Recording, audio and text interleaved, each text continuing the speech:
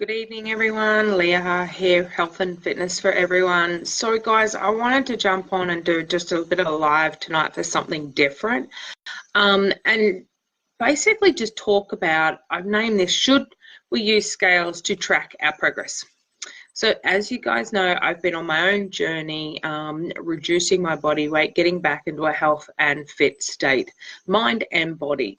So Monday was weigh-in day, and it was a bit, I don't know, some people say, oh, well, that sucks because I went up in weight. I weighed myself sneakily on a Saturday, and I'd actually come down a bit more in weight, which I was really, really happy about. Had a bit of a rough trot Saturday, Sunday with my food choices, and weighed myself this morning, and I'd actually gone up like 2.2 kilos, which was felt like a little bit of a kick in the guts. And I was just about to walk out and go, yeah, that's it, I'm done. Shit, what happened? But I know what happened. I know my food choices weren't of the most cleanest and best choices, especially over the last 3 weeks. You know, everything has been very clean and minimal eating plan.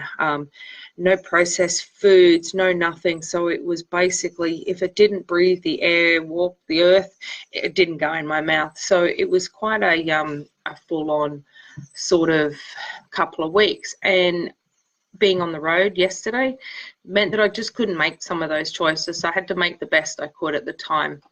And I noticed it, you know, this morning when I woke up, I felt a bit bloated. I felt a bit blur. I sort of knew that the scales weren't going to be the best.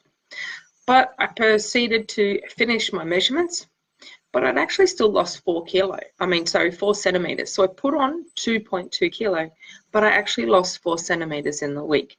So this made me start thinking, going, well, how can the scales be such an increase over nearly just 1 to 2 days compared to my body measurements? My jeans are fitting better, my shirt's on as tight.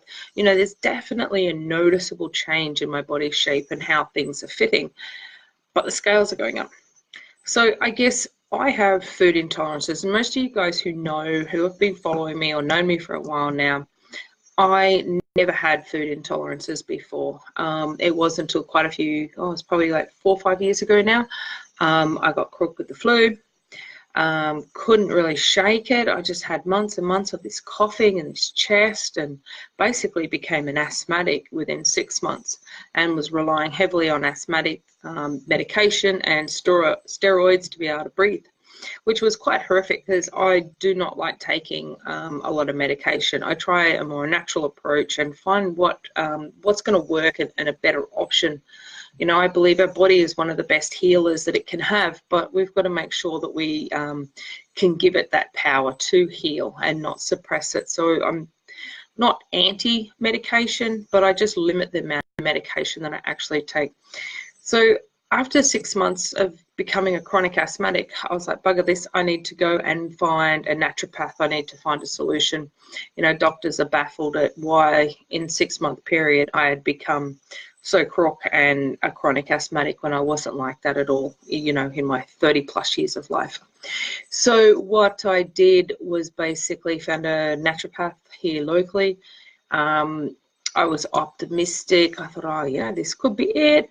I was also very skeptical, so I wasn't sure. And I just thought, what the hell? I've got to give something a go because I cannot live my life on steroids. And it's not a life I wanted to live. And yeah, they did their basic testing, and I was just reactive to everything. My body was just like in hyper reactive mode. It was just saying, I don't like this, I'm reacting to that. Even to like inhalations of petrol and certain chemicals, my body was just going, ugh, can't deal with it.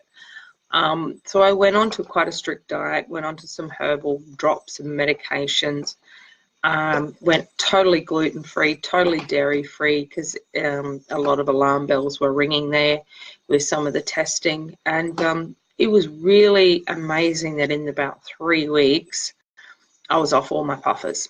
I was back at training and I was off all my puffers. And I thought, holy shit, how is it that modern day medicine could not alleviate my symptoms, or they couldn't find a cause, but when I went holistic, they found and pinpointed so many things, you know.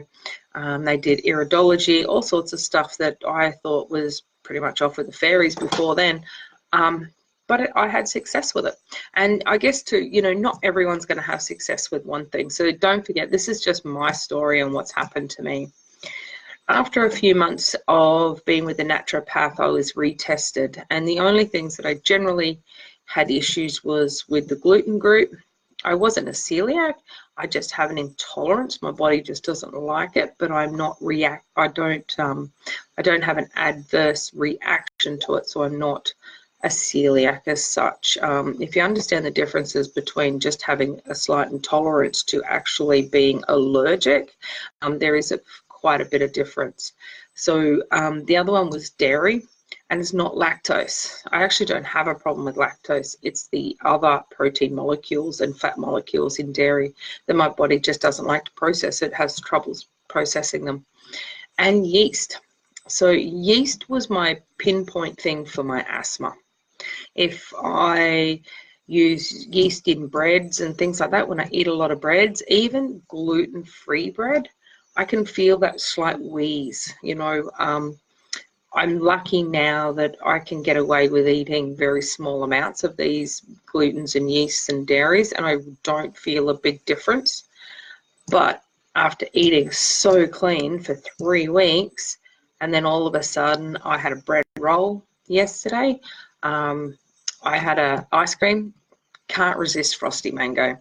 Anyone who's up in North Queensland, when you're out on the road, northern Townsville, frosty mango, we used to always stop there. And I discovered an awesome peanut butter ice cream. I only had a single serve, so I didn't overdo it, but just that little bit of dairy.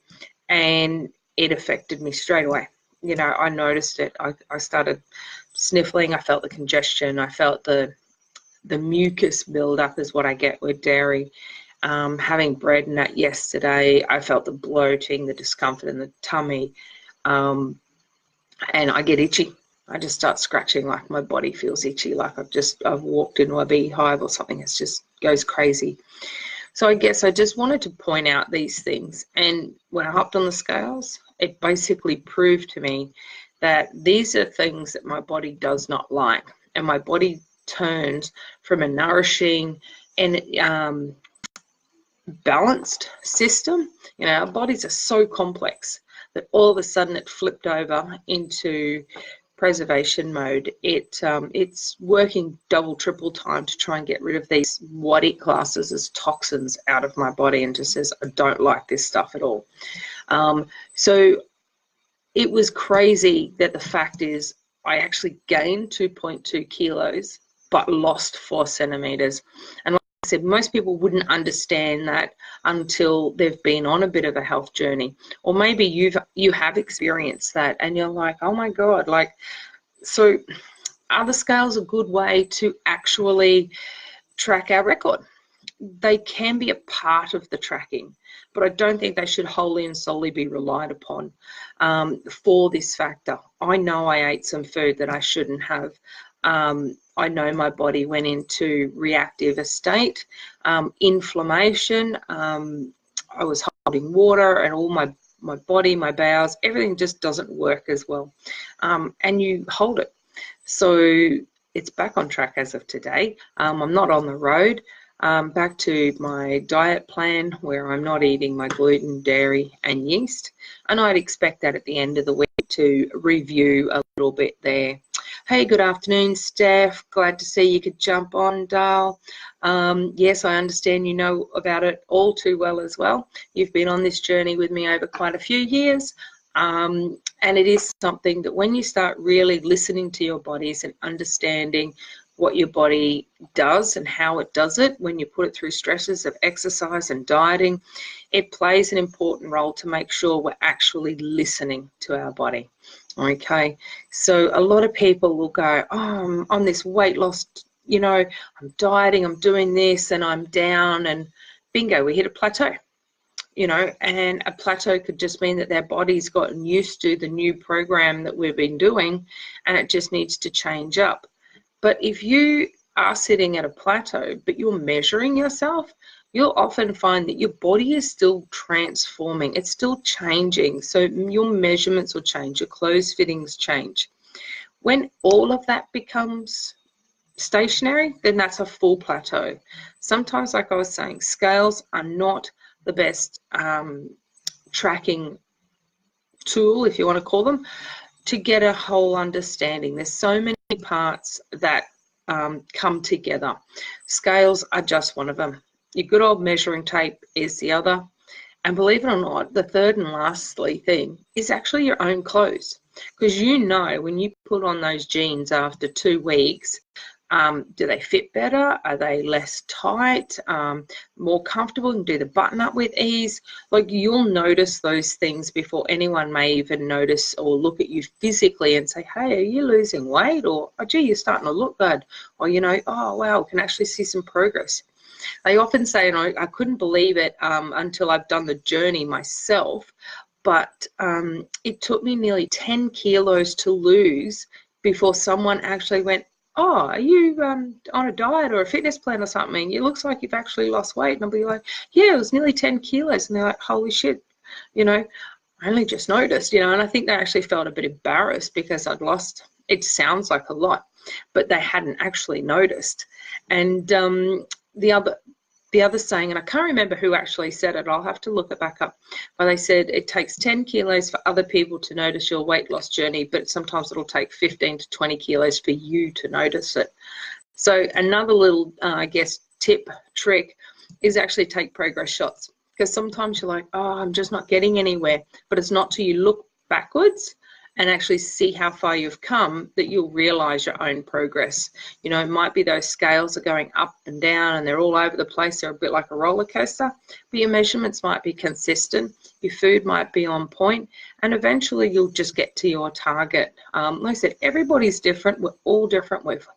We're all made up differently. Our DNA, everything is all different. So it's not the same for everybody. So that's all I really want to talk about today. Hey, Steph, thanks for jumping on. Dale, glad to see you on here. I'm just going to leave that as food for thought for everybody else. Drop your comments in down below. Now, if you're watching the replay, just hashtag replay. You know, I'd still love to connect with those that may not have been able to get on live tonight.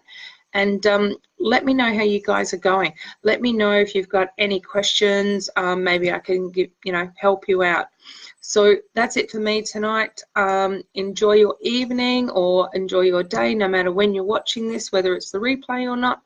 Look forward to connecting with you more. Don't forget, I've just recently now launched my YouTube channel and also my podcast. So if you're not much of a Facebooker and you're a podcast person, or you like YouTube, I'll drop the links below, or you can find them in my newsfeed as of today, because I've just officially launched it. Jump on in and follow from there. All right, guys, that's it for today, and we will talk soon. See you later.